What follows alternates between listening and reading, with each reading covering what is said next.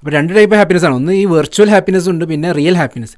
ഇത് എങ്ങനെ കുട്ടികൾക്ക് ഇപ്പോൾ വേർതിരിച്ച് മനസ്സിലാക്കാൻ ഏതെന്ന് ഇങ്ങനെ ഡിസ്റ്റിങ്വിഷ് ചെയ്യാൻ പറ്റണം എങ്ങനെയാണ്? അത് ഞാൻ പറഞ്ഞല്ലോ, പലതും നമ്മൾ പഠിപ്പിച്ച് കൊടുക്കേണ്ടതുണ്ട്. പഠിപ്പിച്ച് കൊടുക്കേണ്ട പ്രായത്തിൽ പഠിപ്പിച്ച് കൊടുക്കണം, എന്നാലേ അത് ക്ലാരിറ്റി വരുള്ളൂ. പിന്നെ ലേറ്റർ ഓൺ അവരത് മനസ്സിലാക്കും. ഈ പഠിപ്പിച്ച കണ്ടൻറ്റുകൾ കുറച്ചും കൂടി ഡൈജസ്റ്റ് ചെയ്യാനുള്ള പ്രായം ലേറ്റർ ഓൺ വരും. പക്ഷേ നമ്മൾ ഫണ്ടമെൻ്റലി അവർക്ക് പറഞ്ഞു കൊടുക്കാൻ പറ്റുന്ന കാര്യം, നിങ്ങൾ ഒരു എഫേർട്ട് എടുത്ത് ചെയ്യുന്ന ഒരു കാര്യം അതിനുശേഷം കിട്ടുന്നൊരു ഫുൾഫിൽമെൻ്റ് ഉണ്ടല്ലോ, ഒരു സാറ്റിസ്ഫാക്ഷൻ ഉണ്ടല്ലോ, അത് നാച്ചുറൽ സെൻസ് ഓഫ് സാറ്റിസ്ഫാക്ഷനാണ്.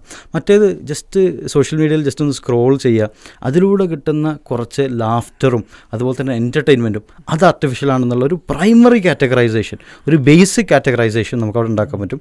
അങ്ങനെ പോകുന്നത് ഇപ്പോൾ നമ്മൾ കുറേ വിഷയങ്ങൾ ഇപ്പോൾ ഹലാലും ഹറാമും കുട്ടികളെ പഠിപ്പിക്കുന്നുണ്ട്. അത് വളരെ ഡിസ്റ്റിങ്റ്റീവായിട്ട് കാറ്റഗോറിക്കലിയാണ് പഠിപ്പിക്കുന്നത്. സിമിലർലി ഇതും അങ്ങനെ പഠിപ്പിക്കാൻ പറ്റും. False happiness and true happiness. False ഹാപ്പിനെസ്സിൽ നമുക്ക് പറയാം, കുട്ടികൾക്ക് ഈ റീൽസ് കാണുമ്പോൾ കിട്ടുന്ന ചെറിയൊരു സന്തോഷം, അല്ലെങ്കിൽ കുറച്ച് ഗെയിമുകൾ കളിച്ചാൽ കിട്ടുന്ന കുറഞ്ഞ നേരമുള്ള സന്തോഷം. അതിനപ്പുറത്ത് നമുക്ക് എഴുതാം അള്ളാഹുവിൻ്റെ ശരീഅത്ത് ഫോളോ ചെയ്ത് ജീവിക്കുമ്പോൾ കിട്ടുന്നൊരു ഫുൾഫിൽമെൻറ്റ്, നമസ്കാരത്തിൽ കിട്ടുന്നൊരു സക്കീനത്ത്, ഉമ്മയും ഉപ്പയും അനുസരിക്കുമ്പോൾ കിട്ടുന്നൊരു ഡീപ്പ് സെൻസ് ഓഫ് ഹാപ്പിനെസ്, ബാക്കിയുള്ള ആളുകൾക്ക് ധനം കൊടുക്കുമ്പോൾ, ചാരിറ്റി കൊടുക്കുമ്പോൾ, ഡൊണേഷൻസ് ചെയ്യുമ്പോൾ കിട്ടുന്ന ഒരു ആൾട്രൂയിസ്റ്റിക് സെൻസ് ഓഫ് ഹാപ്പിനെസ്. ഇതൊക്കെ നമുക്ക് കാറ്റഗോറിക്കലി പഠിപ്പിച്ചു കൊടുക്കാൻ പറ്റുന്ന കാര്യം തന്നെയാണ്.